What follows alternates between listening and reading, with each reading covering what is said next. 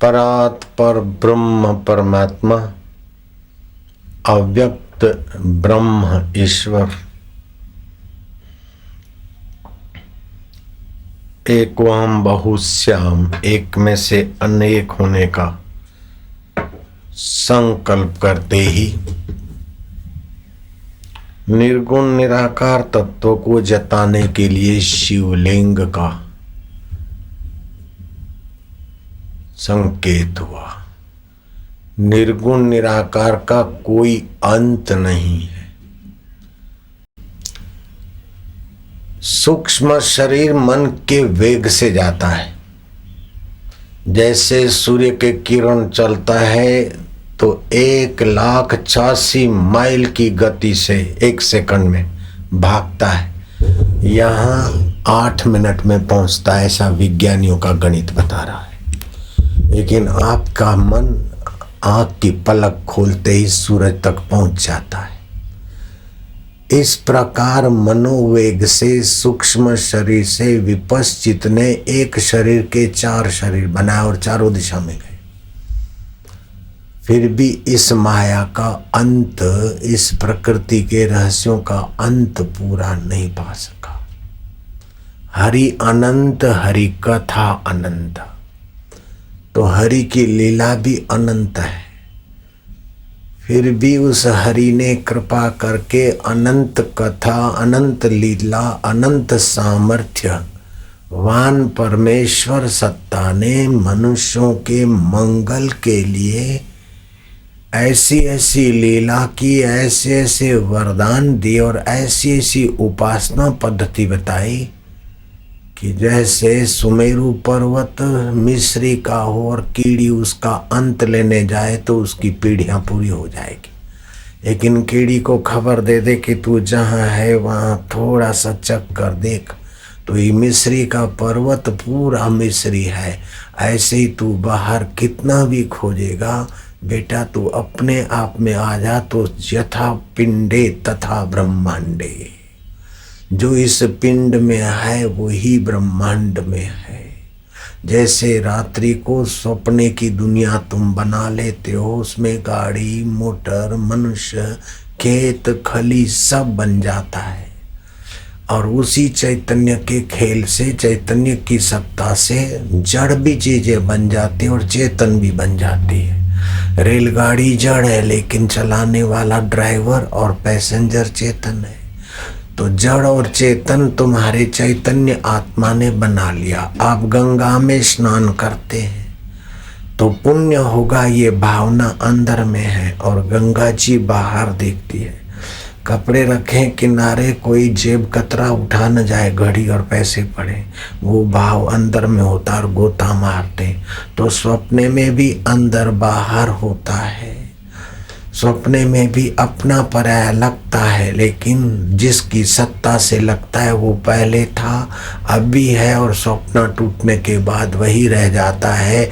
ऐसे सृष्टि के पहले, तुम्हारे शरीर के पहले जो था, अभी जो है बाद में ही वो रह जाएगा। शरीर एक स्वप्न है, संसार एक स्वप्न है, सुख एक स्वप्न है, दुख एक स्वप्न है, चीजें मिली है वो स्वप्न है, छूट गई वो स्वप्न है। लेकिन इससे जो प्रकाशित होता है वो परमात्मा आत्मदेव अपना है, वही कल्याण स्वरूप है, शिव स्वरूप है, मंगल स्वरूप है। दिल ने तस्वीरें हैं यार, जबकि गर्दन झुका ली और मुलाकात कर ली।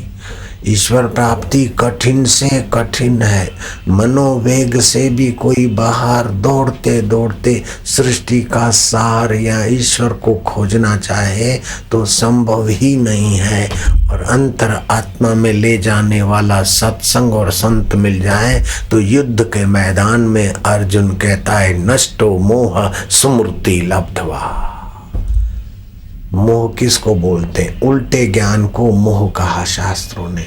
वास्तविक में जो हम हैं उसको हम मैं जानते नहीं, मानते नहीं। वास्तविक में शरीर को ही हम मैं मान रहे हैं, ये मोह है। मोह सकल व्याधि न कर मूला, ताते उपजे पुनि भवशूला। शरीर को मैं मानते और मिली हुई वस्तुओं को मेरा मानते, इसी से बहुशूल जन्म मरण चलता है। तो आपकी इंद्रियों से अंतर्गत मन है और मन से भी ज्यादा शक्तिशाली और अंतरंग ईश्वर शिव के नजीक बुद्धि है और बुद्धि से भी अंतरंग आप है और आप ईश्वर के परम प्रिय आत्मा हैं।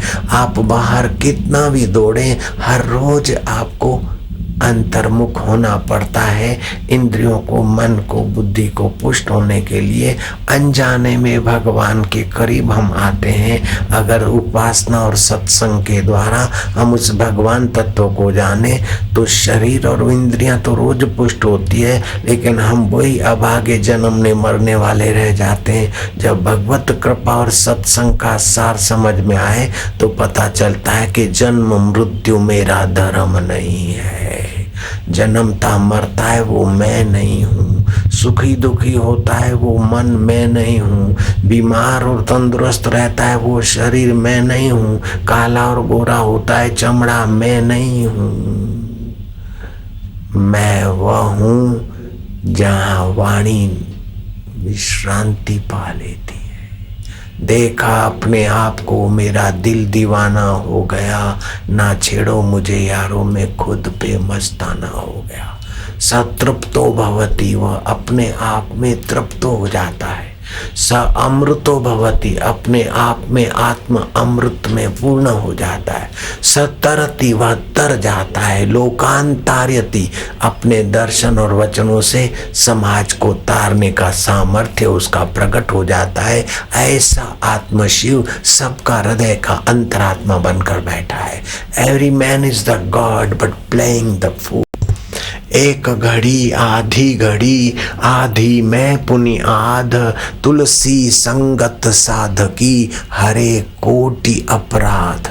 और शास्त्र कहते जिसने व्रत उपवास अगले जन्म में अथवा इस जन्म में नहीं किया वो कुछ भी नहीं पाता है। अशांति और खिन्नता में उसका जीवन जाता है।